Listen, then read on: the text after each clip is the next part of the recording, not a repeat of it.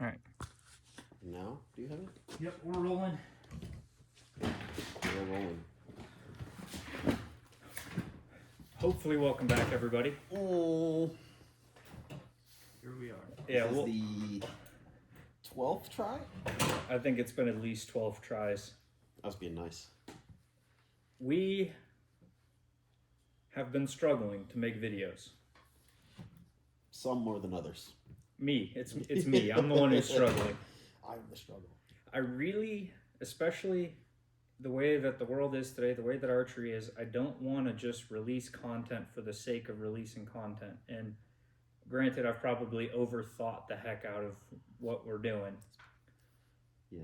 What are we doing it's like how many freaking bow reviews can you watch? And that's the thing is, like, you look at people like MFJJ. Yeah. I don't know who else does bow reviews. Lancaster does a decent one. A billion different people. Yeah, and just as far as just those two alone, they capture bow reviews beautifully. Yeah, Josh does a great job. That chart that he does, like, that's something that, I'm not going to do that. That's a great display. It's a great way to put out the information. Yeah, watch Josh's bow reviews. Yeah. They're great. So what we wanted to do today, we've been running a shop for 5 years now. Statistics say that most small businesses are not going to last that long. Most of them go under in 3 years, and then the vast majority go out in 10 years. So we want to just talk to you guys about the things that we see that have made our shop successful, the things that we need to work on, and a lot of those things are not what you would think. Yeah, it's more of, there's a typical progression we see with customers, right? Like, well, there's like probably 3 different paths we see. We have the customer that comes in and is like, I want a bow. I don't care what it costs. Set me up. We build this flagship bow, everything. Everything. And then we never see that person again. And like, we're pretty plugged into like the archery world in our community, the 3D, all that stuff. No one sees, like, I don't know if it's like a spur of the moment decision. They want to get into archery and nothing. They don't shoot. It just kind of goes in a closet somewhere, right? Then we see the customer that comes in and sometimes they pick up a used bow, sometimes they pick up a mid price point, sometimes it's a flagship, whatever. And then you see them again in 3 months and they've got 5 different bows and they just tinker with everything. They've lost their mind. And then, there's always the customer that is like, just kind of like dabbles. And that's where they kind of stick, right? And it's just like, how do we get that person and that just wants to like go insane and tell them like, hey man, maybe just do some lessons and shoot before you like lose your mind on everything? Yeah. How do we stop people from giving up archery? Yeah, like how do we retain those people to become shooters more than just, because it's like at the end of the day, like a one-time giant purchase is nice, but it's like I'd much rather see that person grow in archery and shoot better and have fun and enjoy the sport than like a gun store, right? Where you just go in, you buy a gun, you own a gun. Some people, that's all they do. And some people become shooters. It's like, how do we make more archery shooters? Like, how do we get them to go to the range, have fun, come to leagues? Yep. Like, what's that path like? So right now this is a great time of year for this conversation because we're in the middle of leagues. If I were to say there was one thing in common amongst every archer ever, not everyone, but most of them, is that they're dissatisfied with their own shot. Like if you walk down the line, with leagues, it's shot, ugh. If you mic'd up every single shooter and they didn't know it somehow, it's like you would hear a lot of cursing. It's like most people spend all this money, all this time, all this effort into archery, but their effort is like scattered. And when they don't get the results that they want, they get upset. even though their effort was not driving them towards the goal that they wanted. Yeah. It's this industry, and that's like the number one thing I've found about running a shop is communication is the most important thing between you and your customer. There's so many terms, and there's so many different things, and there's so many different uses for different techniques that it can be confusing. So even when somebody comes in here looking for something as simple as an arrow, I try to ask as many questions as I can, or one of my favorite ones is tune. That word is thrown around in this industry so much, and especially with people that don't know how to shoot. So this is just an example. I'm not trying to go down a rabbit hole. Yes. Somebody comes down and says, hey, I want to get my bow tuned up. My arrows are whipping. Yeah. That's the normal. Yeah. I don't go right to paper. I talk to them more. Yeah. Okay, what do you mean tuned? What I've found out is that probably 6 out of 10 people refer fitting a bow as tuning. Yeah. They say, I got a bow, I need it tuned for me. Yeah. It's like, well, that's, you don't need a tune, you need a fitment. We need to do all this stuff first. You need to have a solid foundation for your shot in order to build off of it. Otherwise, you're going to be building, and then it's all going to come crumbling down, which we see every week, multiple times a week. Yeah. They don't do those in-between steps because they shoot way past it. They'll watch a Paige Pierce video, who is... She's an amazing archer. Yeah. I gotta say, just from the stuff I've heard her say, she's got to be the best bow technician in the world. The level of tuning that she can do and notice a difference from is insane. She's been shooting since she was a little kid. She knows her shot inside and out, and she can tell those little tiny differences.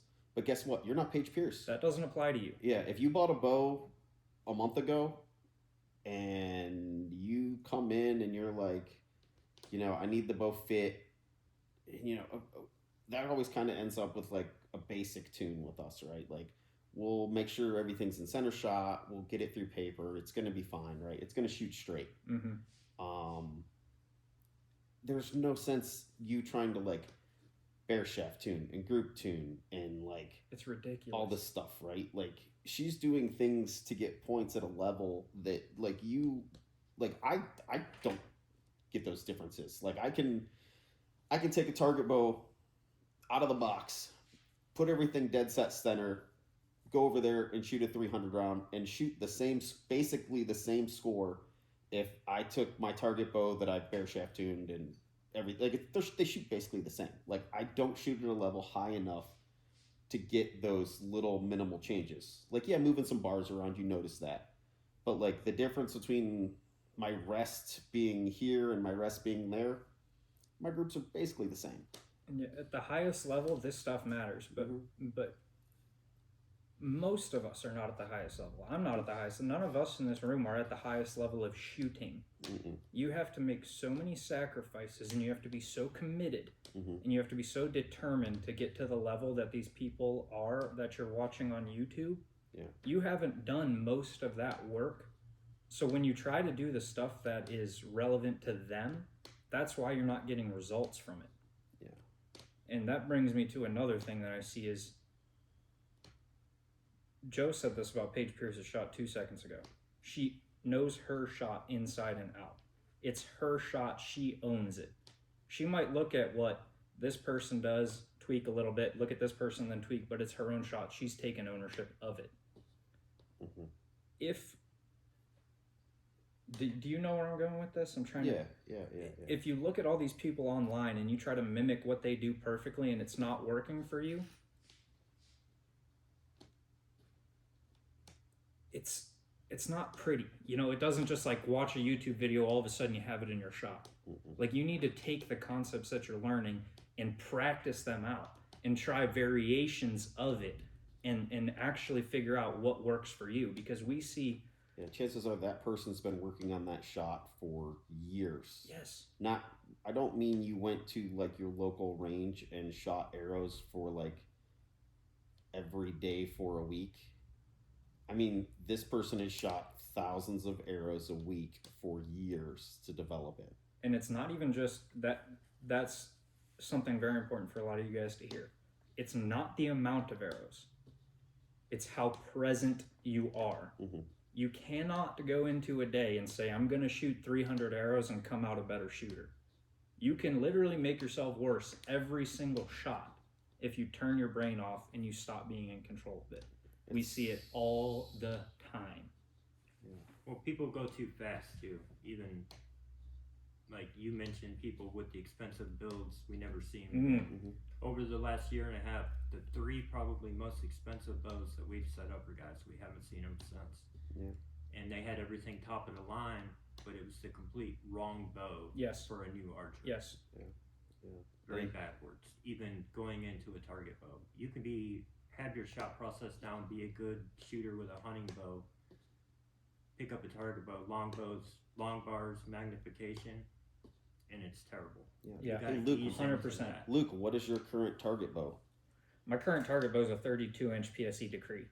I shoot it way better than anything 36 plus axle to axle. It's just what I like. But what he just said is exactly right. If you never owned a motorcycle before and you go to a Harley dealership and you tell them you want the biggest bagger they got, they will talk you out of it because you're going to kill yourself. You need to learn on something smaller, something more manageable, something that you're okay with taking risks with. Mm-hmm. If you're okay with taking risks with a $3,000 bow, okay, fine, that's up to you, but most people aren't. Mm-hmm. Like, don't be afraid to go with that used bow that's like a couple years old, because how many times have we sold a new bow to a new shooter with, no qualms about spending money? Thank you for the business. I'm not saying, and then they dry fire it because they don't know, they're not familiar with bows. They're not familiar with releases. They're not familiar with drawing, and like they blow it up and all of a sudden it's a $500 bill to repair instead of something way cheaper than that. Like that's the stuff that like you got to give yourself grace to be bad at archery before you can be good at it. Yeah. If there's a new archer that comes in and buys a flagship bow, there's probably a 30% chance that it comes back in broken within a week or two. Mm-hmm. Yeah, and I don't know. And like going back to the practice thing, right? There's like a saying, and whatever thing you do, it's practice does not make perfect. Perfect practice makes perfect. Yep. So like if you just go to the range, and here's the thing, I do it. Like, so I'm not saying do this. I'm saying if your goal is to increase your skill level, if your goal is to just shoot arrows and have fun and hang out with your friends, that's great. Like, I fully support that. Like, that's I know that's an awesome goal. That's basically my goal in archery, right? Like, I shoot good enough. I don't care. I know how much work it takes to get good at archery. And there, at a point you go, I'm not doing it this year. I'm just going to have fun and hang out. But if your goal is to get better, you can't just go fling arrows. Your goal, like, so was it last year or year before? I don't know. Recently, one summer, I decided that I was going to play the unknown yardage game shooting 3D. So, you know what I did? I listened to every podcast and watched every video I could on the techniques to understand that process of like learning how to judge yardage. I kept a freaking notebook in my quiver. Every time I shot a shot at a target unknown, I would write down everything about the shot, write down what I thought it was, why I thought it was that. I ranged it, wrote down the actual distance, where I hit. And it was like a full, like shooting 30 targets was like a day affair of doing it. But guess what? I figured it out. I got decent at it. And then you realize how much work that like the pros that do that for a living, that like live that, how much work they have to do to get to where they are. And it's like, is it worth it for you to do that? Or are you just happy with this much work? Right? It's like you have to decide what you want. Yes. And what your goals are, and just accept it. Yes. You have to establish a goal, a concrete and specific goal. One of the things that I run into a lot with my students is, what's your goal in archery? At the beginning, learning how to shoot is a perfectly acceptable answer. Mm-hmm. Not for long. As soon as you have some shred of an idea about what your shot is like, your goals need to be much more specific. And you can have a big goal And you can have smaller goals that you're working on throughout the day. Like, you know, my goal today is to have the best, like the strongest executed release I've ever done. But you go in your practice, in your shooting, all of that is aiming towards your goal. If you don't set specific goals, you have no business setting high expectations for yourself. Yeah. If you hear one thing in this video, hear that. If you don't put in the work, don't have the expectation. I'm telling you, it breaks my heart when I see so many people getting so frustrated at leagues. And it's not because of the gear. It's not because of, oh, I need to change up my stabilizers because I'm holding below the target. They're shooting and they're just upset at their shot. It's like, you're getting out exactly what you put in.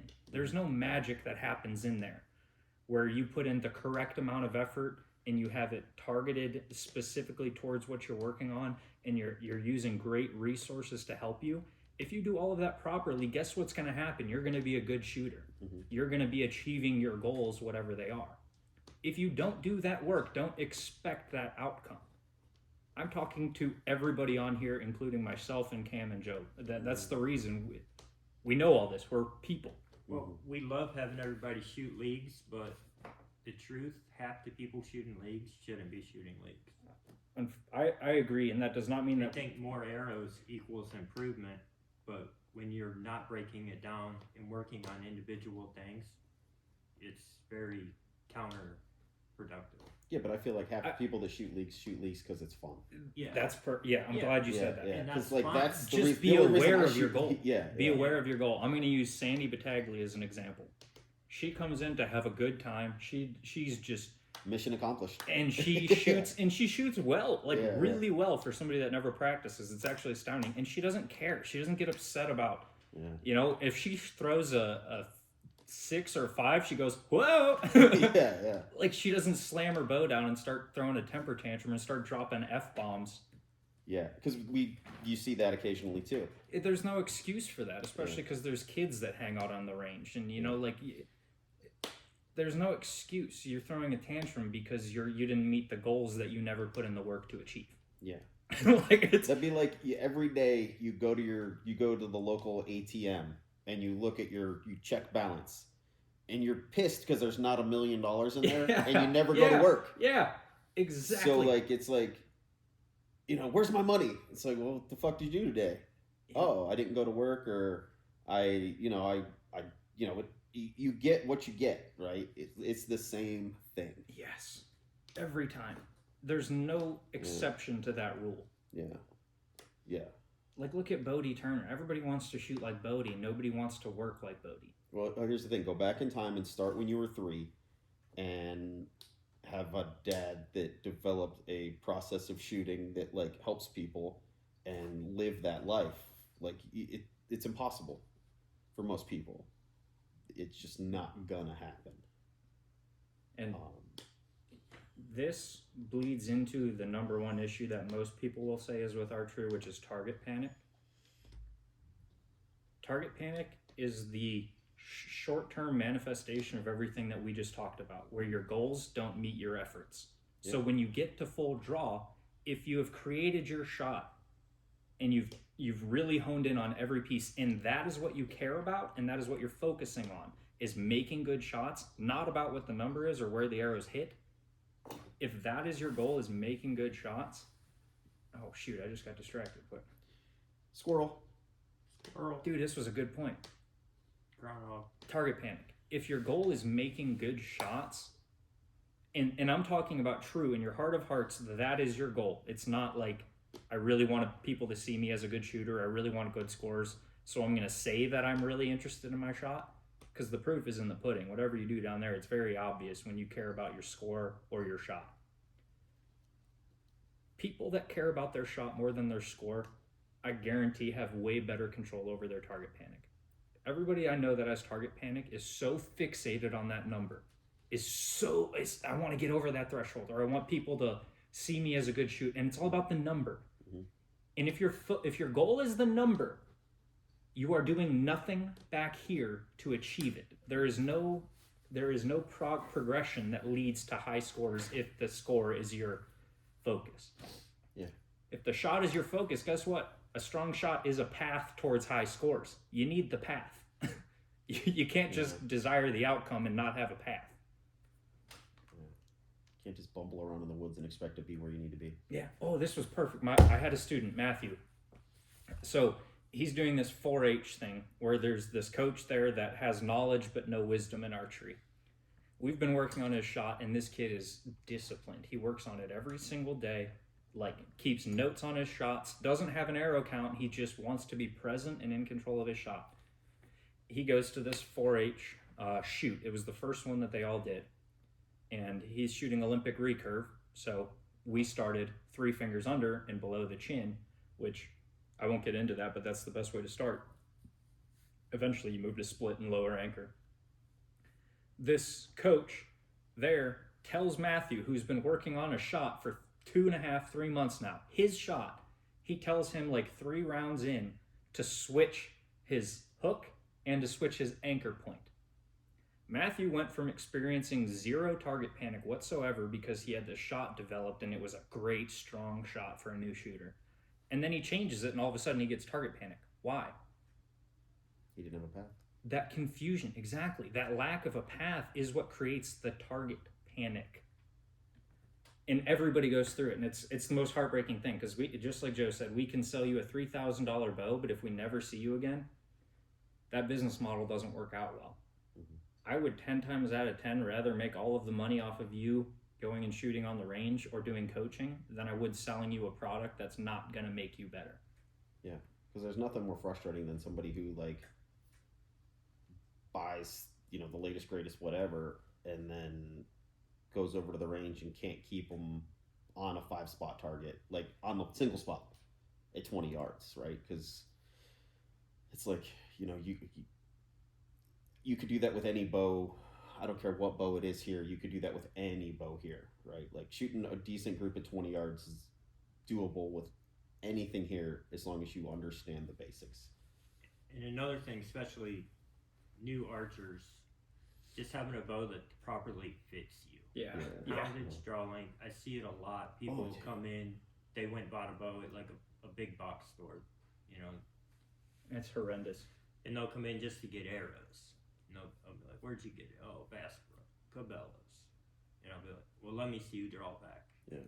It's not uncommon. 2-3 inches too short. 2-3 inches too long. If we wouldn't have caught that, who knows how long they'd be shooting that bow and not getting anywhere. Just because they're set up to fail. I mean, how many people they've had that bow for a year? Yeah. And it comes in for strings. Kill deer with it. Even. Yeah, and then they'll bring it in for strings, and like part of our process when we do strings is, you know, the fitment afterwards, doing the peep and all that stuff, right? So they'll come in and we'll put the peep back where it was. You know, normally we'll measure it, put it back together, everything's correct, and they'll draw it back, and we're like, what? Like, huh? Like this is okay. We're like, let's start over. So we'll pull that peep out, get their draw length correct. Sometimes it's a kisser and a nose button to get them to like, because they're used to this weird janky form. So we'll have to throw a kisser or some kind of like tactile anchor reminder for them, right? And they'll like get into like a proper position and form, and they're like, oh my God, that's so much easier to draw. It's so much easier to hold on target. You know, we've done it for people, and then they'll come back a week later and they're like, their mind's blown, like how much better they're shooting. And it's like, yes, just doing some draw length adjustment. Like, yes. You know, there was a kid, he was like, I think we added 1.5 inches to his draw length one day. And, you know, he was not a kid that outgrew this bow he had gotten. It was, you know, he was a young adult who had, you know, not grown for a long time, and he grew 1.5 inches in draw length overnight just by like getting that proper form. Yep. And he was just like blown away with how well he was shooting. And here's the thing, I don't care, you know, I don't care where you go, just like there's enough information out there. You should be able to do a minimal amount of research and understand what you should feel like and look like while you're shooting, to just have, you know. And here's the thing, some guys in businesses, you know, there's shops around that like they've been doing it a really long time, and they're just tired, and there's not enough help, and there's not enough care. honestly is usually at the end of the day what it is. It's like they don't care. It's like, here's a bow. How's it feel to you? And if you say it feels good and it's not right, they go, okay. And good that's luck. the thing, you don't know. You Yeah. don't know if it feels good. Yeah. No way would you expect to know. Yeah. I said big box stores, but that's the most common, but it's not always the big box stores. Yeah. All bow shops are not created equal. No. And, it's like, depending on where you live in the world, sometimes there's not an option. There's places where it's like 3 hours to get to a shop, and to get to a good shop, it may be 5. I don't know. It depends on your area, But and at the end of the day, it's worth it. And no matter what, you're the only person that's going to stop you from getting a perfect shot. Yeah. I don't care if you grew up in Kenya. If that's your goal and you're 100% determined and your mind is on that, you're the only person that's going to let something stop you from achieving that. Yeah. So if you don't have a shop, call shops, watch videos. Yeah, there's fly. coaches. Yeah, Go- there's coaches go- that do online stuff. If Yes, you, yeah. flying somewhere is George Riles will do it's online. very expensive, but you can do, with the, most people have a smartphone nowadays. Yep. You can videotape yourself shooting and send it to a coach, and they will do a Zoom call or whatever with you, or a video conference, and like they can point out, you can get a lot done with today's technology. So Joe just said coaching's expensive. How much is George Riles for an hour? I said flying's expensive. Oh, flying's expensive. Yeah, How much coaching. is coaching? Coaching Riles was $100 an hour. Okay, so I don't know if you could possibly even find a better coach than George Riles. I don't know if one exists. Yeah. George Riles is $100 for an hour. Yeah. That man could give you so much helpful information in that hour. And I'm just going to look at the person that Joe just talked about that came in with the entry-level bow, and we lengthened his draw length by 1.5 inches. Mm-hmm. This guy came in, and you saw effort. He put money into it, bought the bow. He bought really expensive arrows. Mm-hmm. The effort was there, the intention was there, but it was in the wrong direction. Mm-hmm. This is a guy that looked up ranch fairy to get better at archery. Mm-hmm. Shooting insanely heavy FOC arrows out of like a beginner bear setup with a complete wrong draw length. It's like, okay, there's all these things going on. This guy's not satisfied with his shot. Which area do we attack, right? Because you go to the doctor with a broken leg, they don't just start x-raying your shoulder, right? They get specific. What is going to make this guy actually improve at archery, right? You don't just start rattling off things. We look at his setup. Mm-hmm. Okay, is it $300 dozen of arrows from Ranch Fairy? Hell no. Mm-mm. Is it a brand new, Bowtech Reckoning 39 with the stabilizers and the lenses, like the top of the line stuff? Would that make him shoot 1 point better? Hell no. I mean, you might get a point. I don't think so. I think he would shoot it way worse. Probably, yeah. I think he would shoot it way worse. Yeah. So Well, if he bought it here, he would get fit properly. But even then, target bow, it's like you gotta get very specific when you're fixing archery problems. So we look at how it fits him. Yeah. How much did we charge him for? Well, let alone strings, but like a fitment here is going to be. I think with the strings, I probably just did it for him. But it's $80 an hour, so we probably might have charged him $25 or $30 to do a draw length. It's not a big deal. So let's say the actual draw length adjustment is going to run him. We'll call it $30, just between the labor and the fitting and the coaching. Nose button, kiss button, whatever. Yeah. He is going to, out of that small amount of money, achieve amazing growth in archery because it was specifically meant for him. It was his problem and his solution to that problem. Yeah. All the money in the world could not do what that little thing did. Mm-hmm. And so many people approach archery the exact opposite way. Where guys will try to save money. Like that guy, for instance, it could happen. You get fitted wrong. You buy $200 dozen arrows. Then your bow doesn't fit you. Yeah, then you got bow. Then your arrows are too short. Yep. You're spending that money all over again. Yep. I see that quite common. Yeah. So buy cheaper stuff until you figure all the important stuff out. Yeah, it's a rule here. I almost always point someone to the cheapest arrows that we have in stock that will work for them when they're starting out. Yeah. Like, I don't see a point in spending money that you don't need to spend getting started.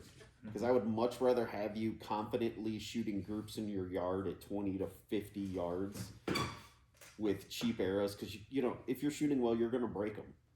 And I'd much rather have you do that than like shooting 1 or 2 arrows and not getting any progression Yeah. or like see, because I think I don't. It's a generalization. I think new archers like seeing groups of arrows and targets. I like seeing it. So like I assume most people do from my experience. So it's like I'd rather sell you something cheap, let you get started, and then as you know what you want and know what your goals are, because it's like you could get really really great expensive hunting arrows, and then decide that you like 3D, where it's like, man, something a little lighter, something a little bigger would work better.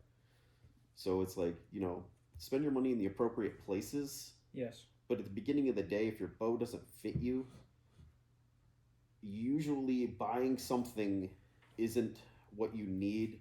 It's seeking out knowledge. Yep.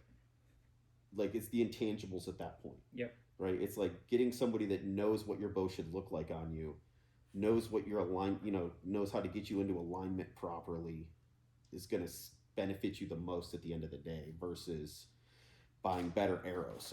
Or how often do you see the guy comes in and he's like, my groups just aren't what I need them to be. I probably need a thumb button.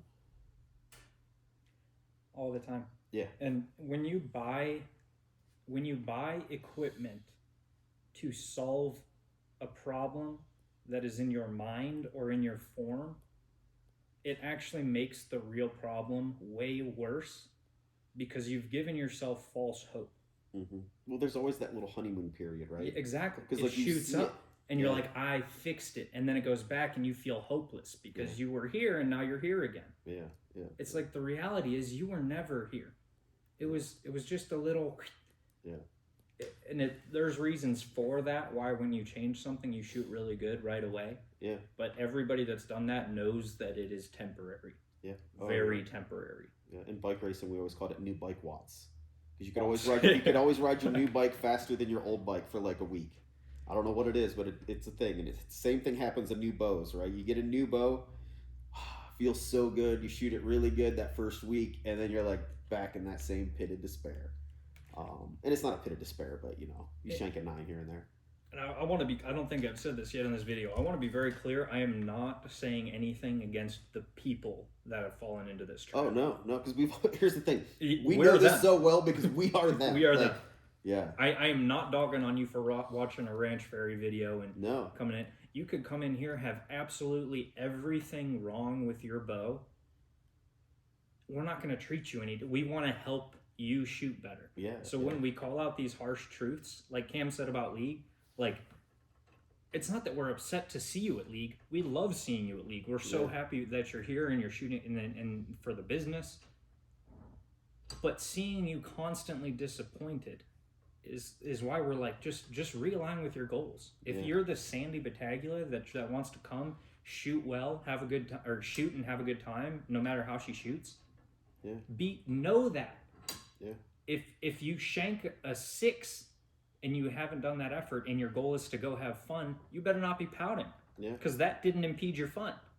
Probably just need a little bit more aiming fluid. Just be aware of why you're there and how much effort you've put into it. Drives me crazy. So many people think they should be shooting better without doing the work. And it's not amount of work. I can't stress that enough. Because I see so many of you too, and my heart goes out to you even more. You put in so much effort. But it's like you're pounding your head against a brick wall when there's a door, 10 feet down. Mm-hmm.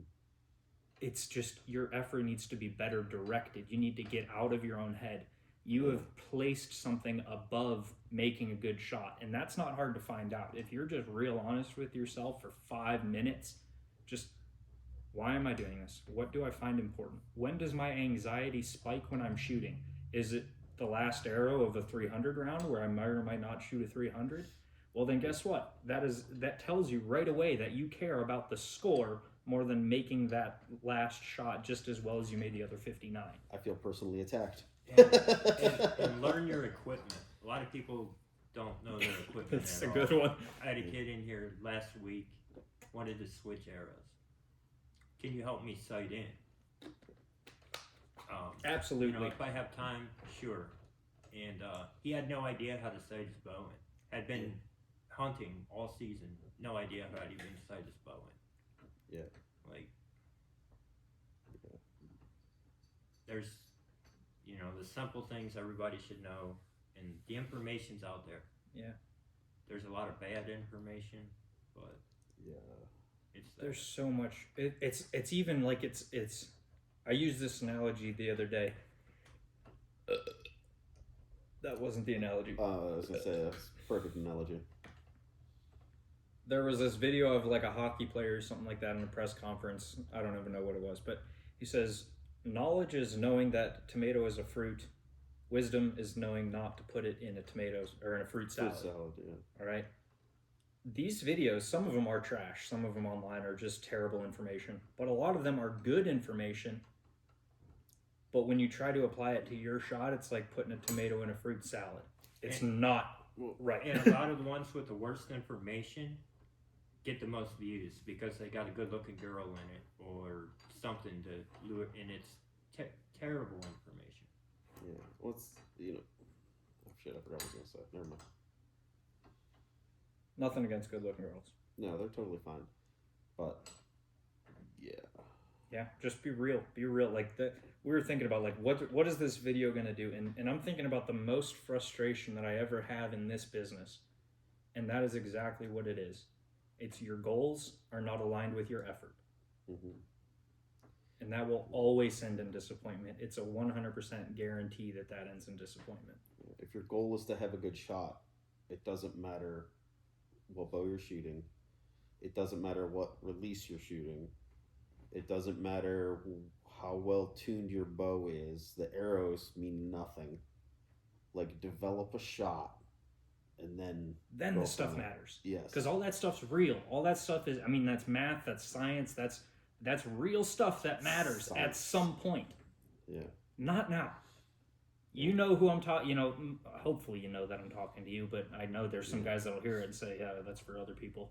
Yeah, I'll watch this and be like, oh shit, Luke was just attacking me the whole time. Well, that, and it's like, how many people do we know that they'll watch a video from George Riles?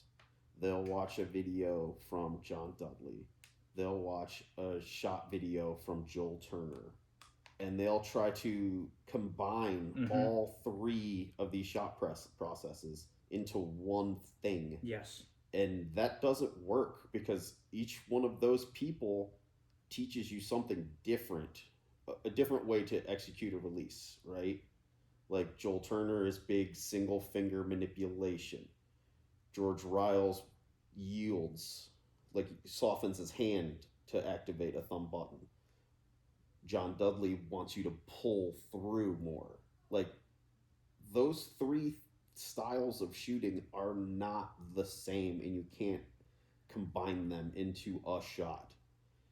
What you really need to do is, if that's your goal, is to watch those videos, shoot a game or shoot a practice session each way in what works best with you, your mind, your body type, your style of shooting, your bow. And then, okay, this way works the best. If you're at that part of your shot. Yeah. If you don't have your draw length, don't think about that. Don't even think about that. Yeah. You know? Well, yeah. This is assuming we're at that that's point, the thing is, right? like, you gotta be so specific with this. Yeah. So it's like, and here's the thing, you could just pick one person, like one thing, right, that you like. Like, if you like John Dudley's approach to archery, and he seems like he is a super nice guy. Like, we've hung out with him multiple times. He's a great guy. If that way of shooting and you like his personality, cool. But just don't watch the other stuff because it's just going to pollute your brain while you're shooting. Like, you got to pick your path. Everybody's brain's different. And everybody's different. And archery is very, very mental. I agree with that mostly, as long as you're aware that your shot still has to be your own. Like, you can do the Dudley method. Yeah. But you have to make it your own. Like, I don't know if I'm... Does that make sense? Do I need to explain a little bit more? No, I think people get it. Like, you can't... Yeah, I mean... Like look at... I was watching this golf video the other day, and this very articulate coach was coaching this other guy, and he was talking about... He said, don't worry about positions. Everybody gets so obsessed about positions. He said, swing in the way that feels the most comfortable for you, because that's going to get you the most amount of speed. He said, everybody's so fixated on these different positions and stuff when in reality, somebody had to be the first person to figure it out. Like, don't discount your own ability to learn how to shoot the bow. Of course, please supplement it with Yeah. good knowledge. Supplement it with good knowledge. John Dudley is not going to shoot your bow for you. If you follow his regimen, make it your own. Take ownership of it. Put it in practice. Make sure in small steps, one step at a time, and see, like, one step. See, implement it into your shot. See the impact. Okay, are you not getting a desired impact? Change it just a little bit. See the impact. Make it your own. Yeah, and that changes from bow to bow too, really. Like, I mean, how many times have you had a bow that loves to be ripped apart? PSE. Yeah, exactly. I was thinking about NXT, right? So, like, you have a bow that loves, it's just like, it will, if you rip that bow apart as hard as you can, it will find the center somehow. I don't care where the pin, it depends on the freaking ceiling, and you pull hard enough, it'll go in the X. And then you go to, you switch brands, like, to another bow called Bowtech. It doesn't like to be ripped apart. And then, like, everything is different. So, but you need to, like, that's at another level, right? Mm-hmm. So, like, once you get your shot, you're going to find things that you like. And if you like to rip a bow apart, you may, when you're testing bows, you need to take that into account, right? You can't just think, like, I've always shot this way, this is the way I shoot. Sometimes you got to change things up a little bit or change release styles. Like, everything is so different. Make it your own. Yeah, Try exactly. Stuff. Try stuff. Yeah. Don't be afraid to fail. And if you're in the market for a new bow, shoot all the bows. Yeah. You can't just go buy a bow. Because A few weeks ago, we had a guy, the Darton Consequence 2, got good reviews online. We don't sell Darton. He goes to one of our competitors, buys it, comes in, completely wrong bow for this guy, but he bought it because it got good reviews. It's a fantastic bow. The guy was like he maxed out the draw length on it, and it's a 29.5-inch bow, so it's super tiny. Mm-hmm. Okay, then you get into the, like, I don't know. String angle and, like... Oh, yeah, I mean, stuff, yeah, the string angle is the issue, but, like, I'm thinking about if I was in that guy's position, what would I have done? Bought the 35 instead. And that's the thing, is they set him up at, like, a 28-inch draw length, and he was actually 31. I told him not to do it, and he didn't listen and went and got it. Yeah. Yeah. So let's say this guy doesn't have a shop. We weren't there to tell him. Everybody. He leaves this shop with a draw length that's 2.5 inches too short, with a bow that's way too small for him. What does he do? He bends his elbow, tucks his head, gets unbalanced every shot he ever takes. Okay, so what would he do to fix that? What, like, if we weren't here? I mean, you watch enough videos, if you see people, the way people shoot, right? But you have to watch people that shoot good. You can't, I mean, I've seen enough stuff online to know how hard it would be to figure out on your own. Okay, so here he is shooting 3 inches too short of a draw length. He watches all of Lancaster. Just watches it. Is he going to get any better? He's not going to get better, but maybe he would be like, man, when they shoot, their heads are straight up mostly. Exactly. That's what I'm getting at. Yeah. When you watch it as a spectator, like just like to watch it as entertainment, you get nothing. Yeah. I mean, you get excitement, like you get that stuff, but if you were the same person, no shop, let's pretend he doesn't have a shop to go to fix him. There's so much people who shoot well.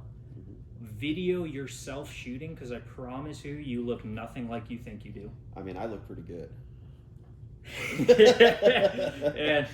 and I mean, take ownership of it, right? Yeah, if that guy wanted to play the victim, I mean, he did a great job. He brought it back to us, a resource. Yeah. And this kid is, I mean, he's determined, Phil. He knows, he's well researched. He's willing to put the money into it. He's willing to put the time into it. He found a solution, and now he's going to be shooting a heck of a lot better. Yeah. If we weren't there, it's not hopeless. Yeah. Watch them, and don't just watch it to tell your coach you watched it. Watch how they're positioned at full draw. Watch how they come into their anchor. Mm-hmm. Watch the specific parts that you're struggling with. Mm-hmm. Look at them. Take it with a grain of salt. Make it your own. If what you're doing... Okay, yeah, this is a big one. I feel like it's bad that I haven't said this yet. You have to know that your way is wrong if you want to shoot better. You hear that? You have to know that the way that you're doing it is wrong, and you have to be willing to have your mind changed. Otherwise, you're going to stay right where you are. So many people want to just do, okay, I'm mostly correct. I just want to, and it's like, dude, if you've had the same shot for 3 years in a row, 5 years in a row, your way is not working. Open your mind. You're looking at things the wrong way. Your goals are not in line with your effort. Know that you're wrong, and then you can get better. If you refuse to admit that your way is wrong, or if you say that it's wrong, but keep doing it your way, guess what your results are going to do? Which is fine as long as that's your goal. If your goal is to stay the same and just have fun, I'm not dogging on you. That's an amazing goal. The people that do that have more fun than anybody. Yep. They do. And they don't expect to shoot a certain amount and then get all pissy when they don't. No. But if you're like most people, you want to have some sense of accomplishment. You want to do things and you want to progress. You want to get better. Okay, what does that mean? Get specific. If it's a 300 round and you've never broke 300, okay, I want to shoot a 300 round, but then your goal has to be your shot gets you there. The path has to be there. Yeah, it's not, I need to go buy a target rig because I've been shooting a hunting bow. And it's like, no, I need to probably actually put some practice in. And I need to work on executing a shot properly and work my way up to it versus, oh, I'm just going to go drop 4 Gs on a target rig, bars and a lens and a nice sight, and I'll have a 300 the next week. Like that, I don't know that that's ever happened, but it probably has. So I'm just going to say it happens rarely.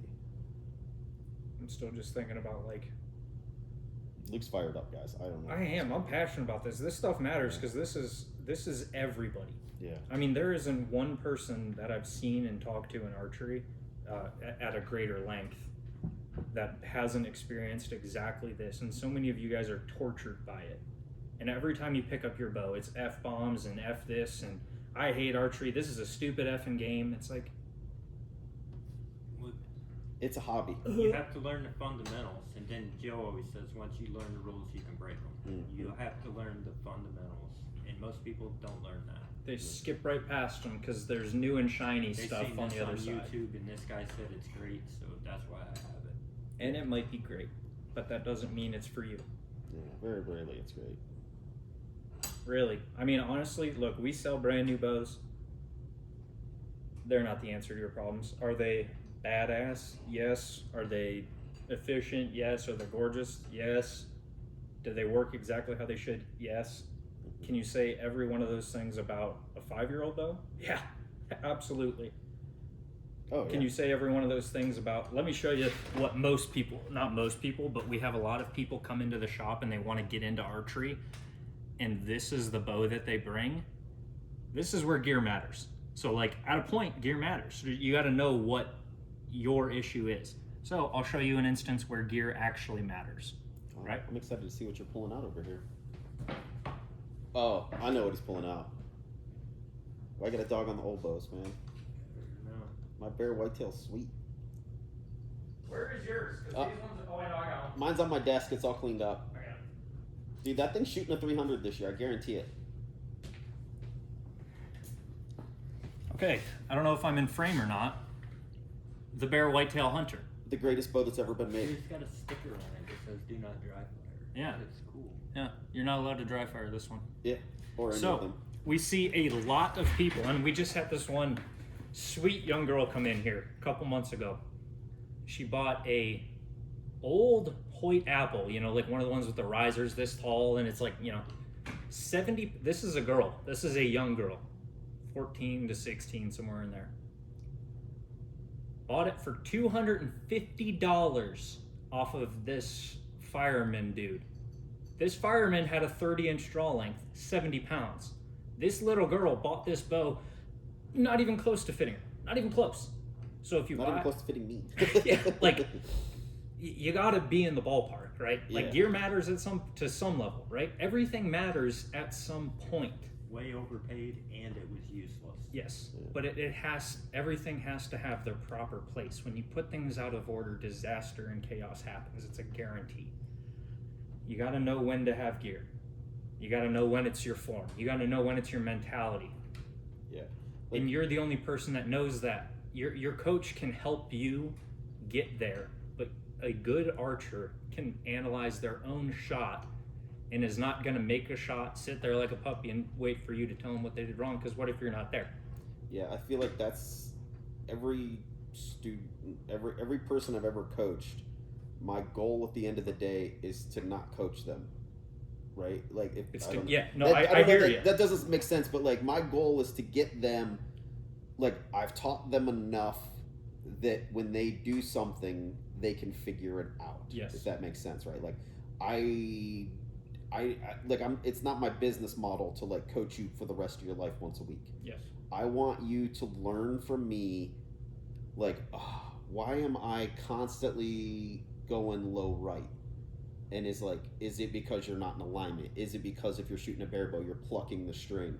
I want you to know, like, we're going from 20 to 50. I'm going to need to put some clicks into my plunk. You know, like, I want you to be able to do all those things so that you make me obsolete, right? Yes, And every exactly. once in a while, Yes, you may need yes. a refreshment, but like my goal is to get you to the point to where you are your own coach. Learn the fundamentals and how to diagnose. Yeah, like Yeah.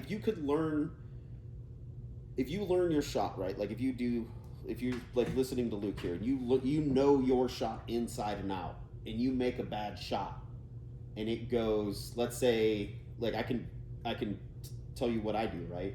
So if I'm making good shots, I'm shooting in the center, and I make a bad shot, and it goes high right for me. I shoot a hinge, and I'm right-handed, and it goes high right. I know with 100%, like I know I punched a hinge, right? Like I snap that thing off, and it's every single time. It's a high right 8-9 liner on a Vegas target, and if I punched it really bad, it's a meaty 8. So like I know that. So like that's where you get once you know your shot.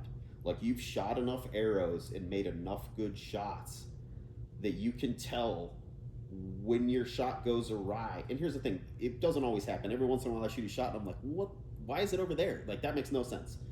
But like if you know your shot, 80-90% of the bad shots you make, you know why they are where they are. And the more intentional that you are at practicing what he just said, the less of those, why the heck did that go there, that you have. Yeah. Like when you're new, you're going to have a lot of those where you're everything felt great, but it's nowhere near the center. Yeah. Trust the process. Yeah. If you don't know what went wrong, don't try to fix it. Yeah. You have to know what went wrong. Like Joe just said, I got this from Tom Klum, and it is a beautiful process. When you're shooting, live feedback to yourself. Okay, Joe misses high right because he dumped the hinge. Now what? Yeah. Okay, we've addressed the issue. That's step 1. Step 2, think about what that step should look like. In your shot, what does it look like? And then pay a little extra attention to that on the next shot. Yeah, I'll talk myself through it. Like in my head, you know, like when you start, like the best piece of advice I always give people is like just talk to yourself while you're shooting. Yes. Like literally, like in the beginning, you have to talk out loud. Like I knock an arrow, I check my grip, I put my release, whatever it is on the hinge, or my hinge on the string, I add some weight to it to settle my grip. I draw back, I come in, my sight goes, my pin goes to the target, I bring the peep in line with my eyes, I settle into my anchor, I relax my hand to the click, I then start executing a shot until it fires, right? And then like in the beginning, the best thing you could do is figure out those steps for you. Like every student I've ever had, I hope remembers this. They don't. It's like, I feel like some of them do. Some of them do. I'm sorry, that's I think if you can teach yourself to talk to yourself, right? Like sometimes you are the only person you are going to listen to, like in certain situations, right? And like if you're at a tournament and it's like super like ton of pressure, you're freaking out. Like I've shot money shoots where, you know, it's like everybody's watching you and you have to shoot an inside out X to win the money, and like my hands have been shaking so bad I can barely put my release on the string. Like you need to go have that to fall back to. Yeah. Like, that is the best thing. If you have a system in your mind that you can remember of steps, you just do the steps. You just have to go into like a robot mode where you talk yourself through every single thing you do. That is the only thing I found for me that works under pressure, is to have steps. Everybody's different. I would love to have the next thing we do about that, because we could talk forever about creating your own shop process, which honestly Yeah, it sounds this like has been a logical this has next been a step. super short one. 55 minutes. No one's ever gonna watch to get here anyway. I hope that you guys are still here. I mean, if you are, cool. I wouldn't be here. I don't watch videos for that long. Thank you guys all for watching. Yeah, thank you guys. We're gonna try to make this more regular now.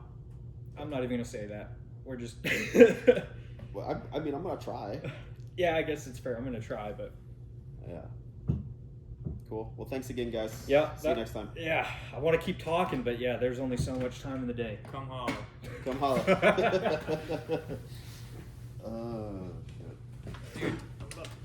That was